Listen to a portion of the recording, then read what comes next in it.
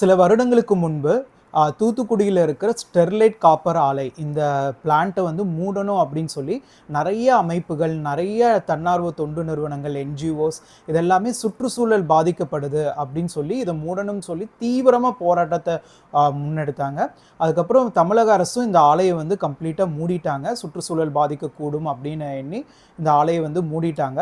இப்போ மெதுவாக மக்களுக்கு, அங்கே இருக்கிற அமைப்புகளுக்கு, அங்கே இருக்கிற நிறுவனங்கள் எல்லாருக்குமே மெதுவாக தெரிய வருது இந்த சுற்றுச்சூழல் அப்படிங்கிறது இந்த காப்பர் பிளான்ட்னால பாதிக்கப்படுவது இல்லை அப்படின்னு சொல்லி தெரிய வருது. அதே மாதிரி அங்கே இருக்கிற அப்படி பாதிப்பு ஏற்பட்டாலும் அதை தடுக்கிறதுக்கு நிறைய வழிகள் இருக்குது அப்படிங்கிறதும் நிறைய தெரிய வருது.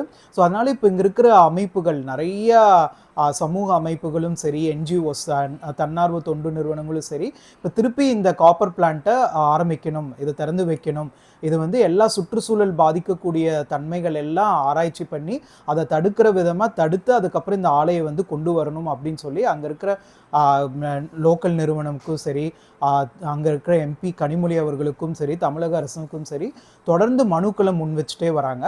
இந்த காப்பர் பிளான்ட்டை மூடினதுனால இந்தியாவில் காப்பர் ப்ரொடக்ஷன், அப்புறம் காப்பர் உற்பத்தி அப்படிங்கிறது 50% கம்மியாக இருக்குது அப்படின்னு ஒரு நிறுவனம் வந்து அவங்களுடைய இதில் சர்வேல வந்து தெரிய வந்திருக்கு. அதாவது இந்தியாவில் ஒரு வருஷத்துக்கு 1 மில்லியன் டன் அளவுக்கு காப்பர் அப்படிங்கிறது தேவைப்படுது.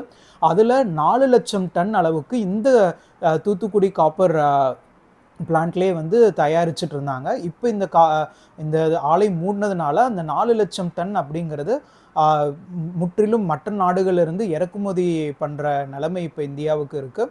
அதாவது 5 லட்சம் டன் வரைக்கும் வெளிநாடுகளில் 50% வந்து வெளிநாடுகள்லேருந்து இப்போ இறக்குமதி பண்ணிட்டு வராங்க. இந்த இறக்குமதி பண்ணுறதுனால நிறைய இந்தியாவுக்கு பாதிப்பு இருக்குது. அதாவது இந்தியாவோட ஃபாரின் ரிசர்வ் அப்படிங்கிறது தேவையில்லாமல் இதில் செலவழிக்கிற மாதிரி வருது. அதே மாதிரி மற்ற நாடுகள்லேருந்து வர இந்த லாஜிஸ்டிக் காஸ்ட்டு, அதுக்கப்புறம் நிறைய டேரிஃப்ஸ் இதெல்லாம் வந்து வரும்போது இன்னும் அந்த காப்பருடைய விலை அப்படிங்கிறதும் அதிகமாக இருக்குது. இப்போ காப்பர் வந்து எங்கெல்லாம் உபயோகப்படுது அப்படின்னு நம்ம எல்லாத்துக்குமே தெரியும். இப்போ இருக்கிற லேப்டாப், டிவியிலேருந்து எல்லா எலக்ட்ரானிக் அப்ளையன்சஸ்லேயும் வந்து காப்பர் இல்லாமல் இல்லை. ஸோ இந்த காப்பர் அப்படிங்கிறது இப்போது ஒரு இன்றியமையாத பொருள் அப்படிங்கிற மாதிரி ஆயிடுச்சு அப்படின்னு தான் சொல்லணும்.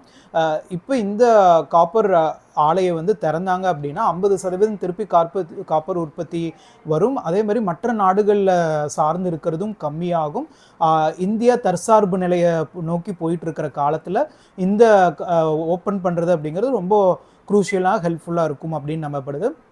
அதே மாதிரி கவர்மெண்ட் அப்பாயிண்ட் பண்ண கமிட்டியோட ரெக்கமெண்டேஷன்ஸ் எப்படியெல்லாம் வந்து என்விரான்மெண்டல் கண்டிஷனை சுற்றுச்சூழலை பாதிப்பு இல்லாமல் என்னென்ன நடவடிக்கை எடுக்கணுமோ அதெல்லாம் எடுத்து தமிழக அரசு இந்த ஆலையை திருப்பி திறக்கணும் அப்படிங்கிறது மக்களுடைய கோரிக்கையாக இருக்குது. அங்கே இருக்கிற அமைப்புகள், சமூக அமைப்புகளோட கோரிக்கை, என்ஜிஓ கோரிக்கை, அங்கே இருக்கிற லீடர்ஸோட கோரிக்கையாக இருக்குது. இதனால் வந்து 30,000 வேலைவாய்ப்புகள் இழந்த நிலையில் இந்த ஆலை திறக்கும் பட்சத்தில் திருப்பி 30,000 வேலைவாய்ப்பு அப்படிங்கிறது திருப்பி வரும் அப்படின்னு நம்பப்படுது.